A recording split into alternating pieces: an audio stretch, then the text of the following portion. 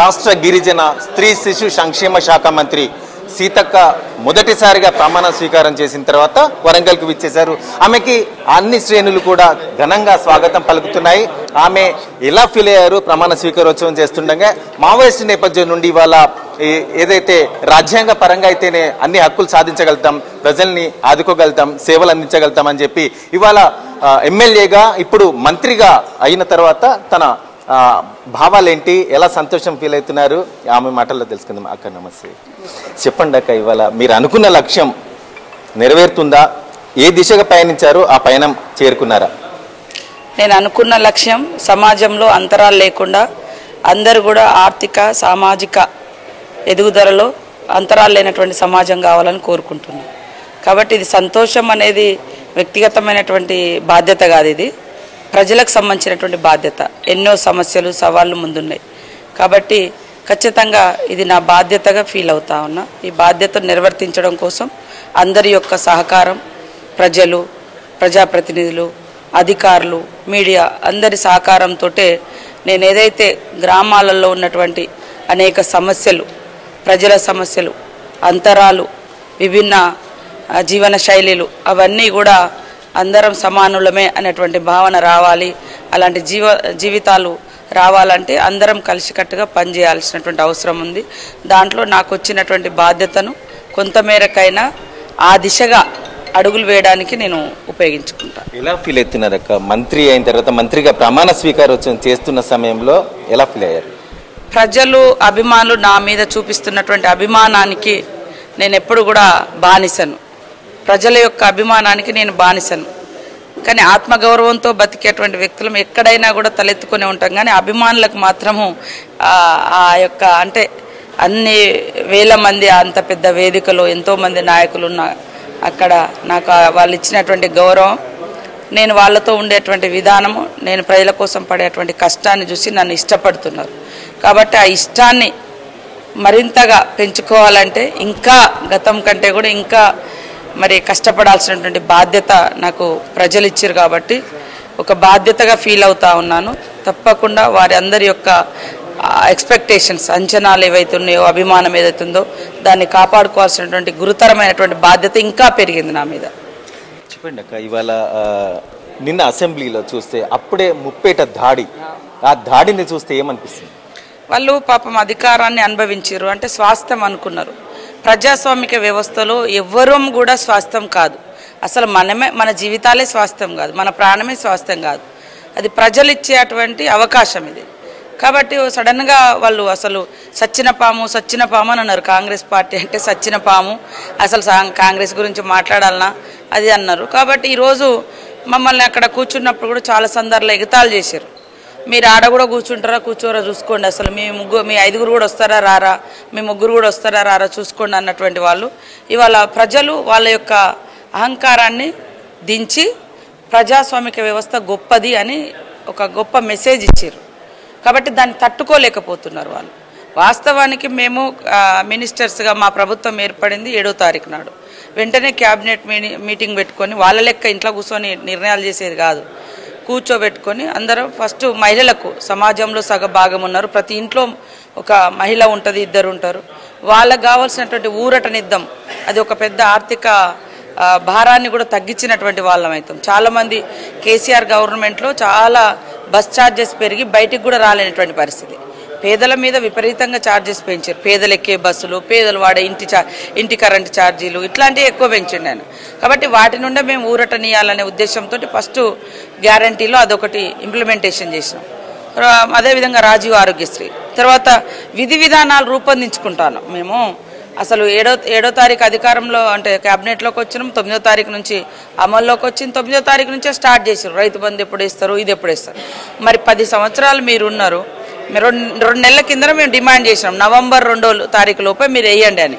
వేయకుండా వాటిని పక్కదారి పట్టించడం కోసం వాళ్ళు కుట్ర చేశారు. మేము కనీసం విధి విధానాలు ఒక గవర్నమెంట్ వస్తే విధి విధానాలను రూపొందించుకోవాలన్నా మేము వచ్చిన తర్వాత మేము 100 రోజులలో చేస్తామన్నటువంటి వాగ్దానాలన్నీ కూడా ఒక్కొక్కటి అమలు చేస్తాను. విధి విధానాలు అసలు ఏ రూపంలో చేయాలి, ఎవరికి వర్తింప చేయాలి, ఎంతమంది ఉంటారు అనేది కూడా టైం ఇవ్వకుండా ఆ యొక్క ఆ ఫ్రస్ట్రేషన్ ఏదైతే ఉందో వాళ్ళలో ఆ అసహనం అనేది కనబడుతుంది.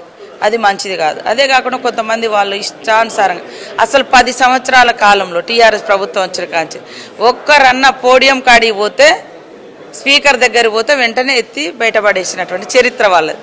ఒక్క రోజులోనే వాళ్ళకి ఎంత విముక్తి అయిందో ప్రజలందరూ కూడా స్వేచ్ఛగా ఫీల్ అవుతున్నారు. ఆ స్వేచ్ఛను టీఆర్ఎస్ నాయకులు కూడా అనుభవిస్తున్నారు అనడానికి నిన్న స్పీకర్ పోడియం కాడికి వచ్చినటువంటి విధానం.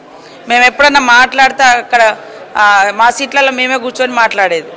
అసలు అప్పుడు మీ సంఖ్య ఇంత కాబట్టి అంతే మాట్లాడాలి, లేకుండా అసలు నిన్న కేటీఆర్ గంట టైం ఇచ్చిన, హరీష్ రావు మాట్లాడి ఇంకా మైక్ కట్ అంటారు. మమ్మల్ని ఎన్ని రకాల అవమానించిర్రో సమాజం చూడలేదా, ప్రజలు చూడలేదా? మాదే కాదు, మనం ఏదన్నా ధర్నా ఉందంటే ఒక ఉద్యమాల గడ్డ తెలంగాణ, ఉద్యమాలతోటే తెలంగాణ సాధించుకున్నాం, ఉద్యమాలతోటే నిజాం నవాబు సర్కార్ని ఎదిరించడం, అనేక రకాల వ్యవస్థలను వ్యతిరేకించడం. అలాంటి స్ఫూర్తిని దెబ్బతీయడం కోసం అసలు మనం ఏదన్నా ఒక ప్రొటెస్ట్ అంటే ఒక నిరసన కార్యక్రమం పెట్టుకుంటే బయటికి పోకుండా ఇళ్ళలో హౌస్ అరెస్ట్ చేసినటువంటి చరిత్ర. కాబట్టి ఇవన్నీ కూడా ప్రజలు గమనిస్తూ ఉన్నారు.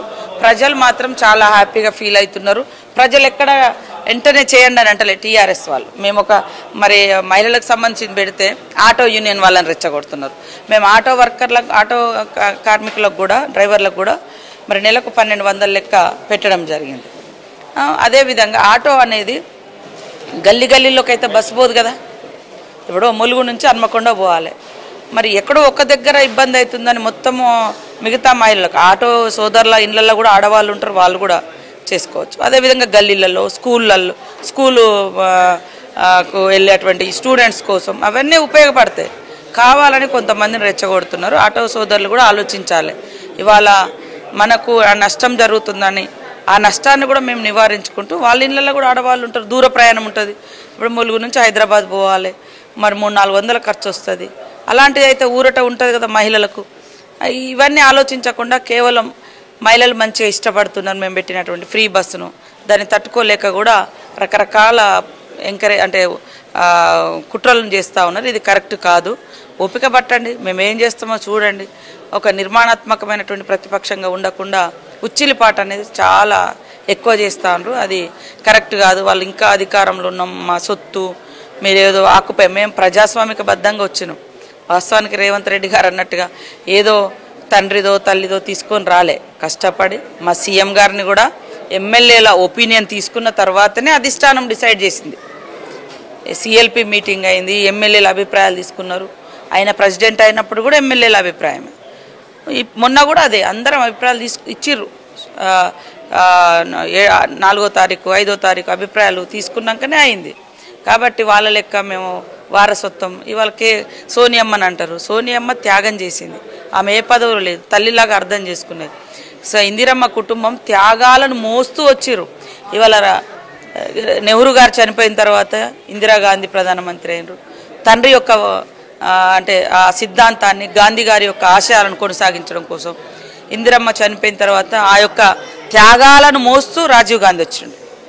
అంతేగాని ఎట్టే టైంలో వీళ్ళ కుటుంబాల లెక్క ఎట్టే టైంలో ఇంతమంది అమరవీరులు ఉంటే వాళ్ళందరినీ కాదని ఒకే కుటుంబంలో 6, 5 ఎక్కడ కూర్చోలే.